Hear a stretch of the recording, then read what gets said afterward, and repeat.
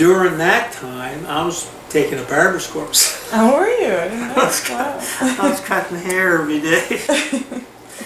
Anyway, I took this barber's course, and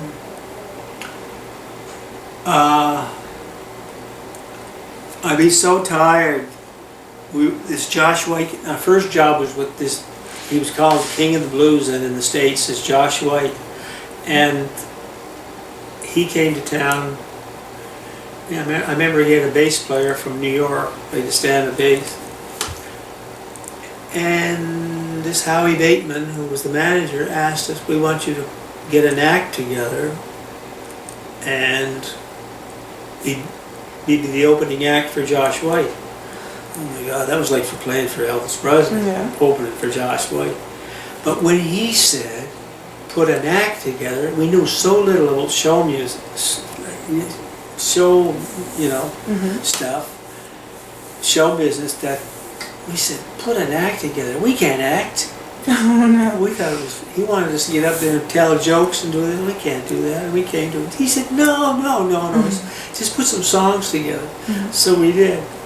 So we played for 2 weeks, and every time he came back to town, we would play for him. So then Helen Simpson, who was the manager of the club, or the assistant manager, and she booked us across the prairies. And she announced, I remember she announced the last night we were there that we were the first folk group to leave Vancouver to go on the road. Wow. And it sounds like bragging, but that's what she said. No, that's true. Anyway, our first job was at a place in Calgary called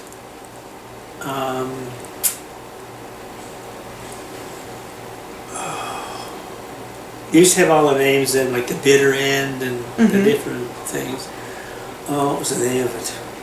I'll think of it as I go. And I remember John Uren was the manager. But that's the first time I met Joni Mitchell, because that's when she was Joni Anderson then. Okay. She became, that's the same songwriter. And that's when we met. But she was only starting out same as us. That's amazing. She was 18 then, I think, or 19. I was 23 or something.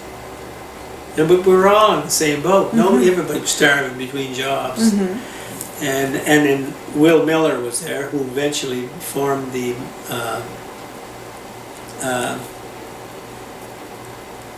Miller's Jug, not Miller's Jug, the Irish Rovers. Irish Rovers, yeah. Wow. And we were all, every night we sat there wondering where we were going to make our next nickel. And Joni Mitchell was singing, Froggy went a courting and he did go and stuff like that. And then we traveled sometimes between jobs together. Joni smoked one cigarette after the other. Yeah. Anyway, and we'd go to a place like Regina and Winnipeg. And then we played in Seattle quite a bit. Wow. At King's TV, and then there was a club down there. And we used to do a lot of CBC stuff. A lot of CBC radio and some TV stuff. Wow, that's impressive. And then we did some specials, like not for ourselves, but when CTV joined All Across Canada, we were one of the joins. And when we were playing in Winnipeg, we got the job to be the representative in Manitoba, like all the provinces. That's when they connected to every province. And then 1966, we got an RCA Victor recording contract. And a record came out. We got on a TV thing with this guy from Toronto, with a girl called Julienne was her last name. She was French. She was an activist sort of, but a great singer. Pauline Julienne from Montreal. And I was talking to Joanne Broussard in town here. She was a friend of hers. I asked her if ever, she's French. And she said that she had died a few years ago. And I said, you ever see her? And I knew her when she was really young when we were on the show together.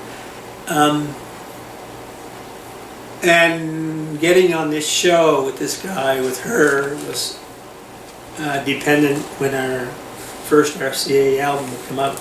Okay. And luckily it came out just 2 weeks before he was going to film the show. So, Wow. and then after the record came out, our group broke up. Yeah. Why is that? Just wanted to do different things, or?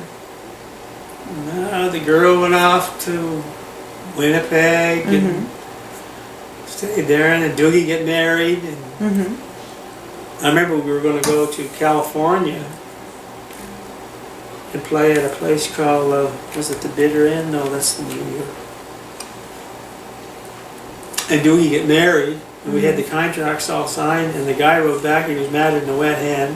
Mm-hmm. He said, my original contact called for 3, well, how come? We said, the sound the same, and Mm-hmm. he had all the papers set up for going across the border. Yeah. So everything sort of went downhill.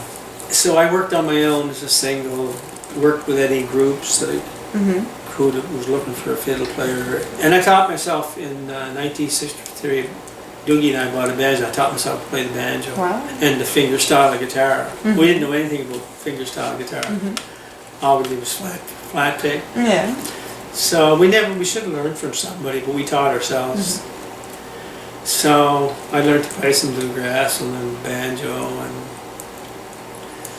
what was the good of it? Then everybody was gone. Mm-hmm. So anyway, I came home for a trip, and I said, I'm not going back. So Yeah. I left everything there.